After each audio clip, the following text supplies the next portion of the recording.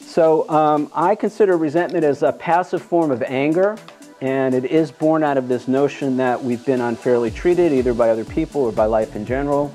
Now, the first thing I want to say up front is that we may in fact have been treated unfairly by other people or by life in general. I'm not disputing that. That may have actually happened. And as always, we're not making excuses for somebody else's inappropriate or harmful behavior. And I don't have to be a victim. I don't have to see myself as a victim. I don't have to feel indignation. I don't have to feel righteous anger. I don't have to feel justified anger to take care of myself. That was the whole discussion of the last two workshops, which is how to use healthy boundaries to take care of ourselves instead of reacting, attacking back, seeking retaliation or revenge because somebody has treated us unfairly. All right? It's quite possible that we have been treated unfairly. It's quite possible that the other person's behavior is totally inappropriate, and I still don't have to feel resentment to take care of myself. P. Melody, she says, as I said in the reading tonight, resentment is victim anger. And of course, the big book of AA, which many of us are familiar with, says that resentment is the #1 offender. So whenever I feel indignant, how could you do this to me? Justified in retaliation or attacking back, I'm in my ego, the egoic mind, and the egoic mind is not interested in anything but taking things personally and then feeling justified in attacking back and judging the other person or situation. So the ego uses judgment, justified anger, indignation, taking things personally, and basically, there's no chance of resolving our differences. There's no real chance of peace, lasting peace. I mean, this is why nations constantly go to war with each other over centuries in some cases, and all of that. So it's not to say that we haven't been unfairly treated. It's not to say that other people are angels or anything like that. And what I'm learning and what I'm hoping to share with you guys is that I don't have to be a victim. I don't have to see myself as a victim. I don't have to act like a victim to take care of myself. There are other ways to do that can actually open the door to reconciliation and lasting peace.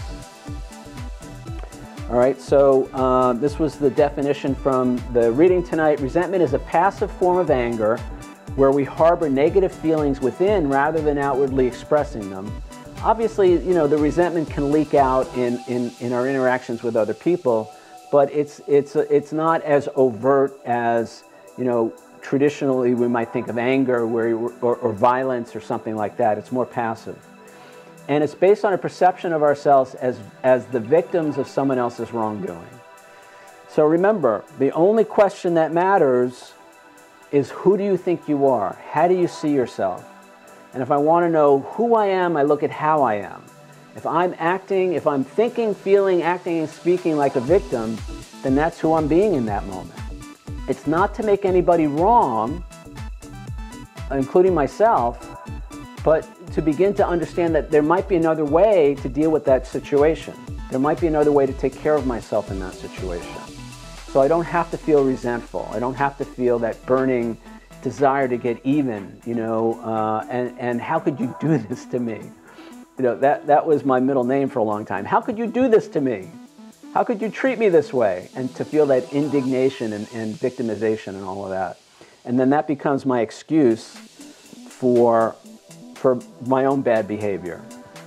So the definition that I like now that comes up for me, and this is in the book on page 244, I define resentment. Resentment usually only means one thing, and that is that I have not done what I needed to do to take care of myself in that situation, and now I'm blaming someone else for that. And the anger that I think I feel towards them is really misdirected anger that I feel towards myself because I didn't take care of myself. See, there are things that are in our control and there are things that are not in our control. And I recognize now, looking back on my life, in many of those situations where I felt unfairly treated, the problem was not the other person. The problem was that I didn't stand up for myself. I didn't let the other person know what I needed in that situation, in that relationship, what was going to work for me. I didn't set healthy boundaries. I didn't take care of myself. I expected them to take care of me. I expected them to just read my mind and know what I needed to feel safe or to feel loved or to feel accepted. And when I didn't get that, I blamed them for that, like if somehow it was their fault. That's the insanity of my life. And I see this in other people. And so I'm suggesting that again, this definition of resentment, it means that I didn't take care of myself. And that's why I ended up feeling unfairly treated. You know, the situation, the example I gave in the audiobook from last week in Chapter 7 was a situation where I had a legal client. This was back in the day. And this guy, he knew I worked from home and he would call me late at night. And I felt so victimized by that. I felt so victimized by him calling me at home late at night to talk about his problems. And I was sure it was his fault that I was so upset. And I realized, you know, I had never set any boundaries with him. And then what happened was I set a boundary with him and he ignored the boundary. Because remember, our boundaries are for us, not other people, but I didn't know that at the time. So I just expected him to respect my boundaries, and then I felt even more victimized by him when he didn't. So the solution was, again, if you weren't here, it might have been 2 weeks ago or last week, the solution was that when he called after 7 o'clock or whatever time it was that I didn't want to get calls from him, it was my job to nip the conversation in the bud and get off the phone and tell him that I was not going to speak with him.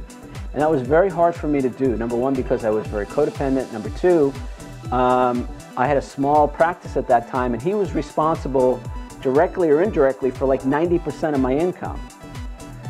So it was scary for me to say no to him. It was scary for me to set boundaries with him. It was scary for me to take care of myself because I didn't want to upset him because I felt so dependent on him for my livelihood, for my well-being. So, but it was only after I did that, when I got off the phone, when I nipped that conversation in the bud, I got off the phone and I moved through the fear. Remember, fear is an emotional response to a perception of ourselves as powerless and or unlovable in a given situation. The best antidote to fear is action. Walking through that fear, whatever that situation is that has us stuck, is to actually walk through that, take the steps, move through that. And I shared, you know, again, as I shared in the book and in the workshop last week, I thought, you know, when I set that boundary with him and then I stopped talking, there was silence on the phone. And it probably was only a second or two, but it felt like an eternity. And I didn't know if I was going to make it. My heart was pounding and I was shaking and all of that. And, you know, his response was, okay, I'll give you a call tomorrow. Have a good night. And that was it. So all this fear, anxiety, this stress, you know, all of this stuff that I did to myself for weeks and months and years, you know, it resolved itself in 3 seconds.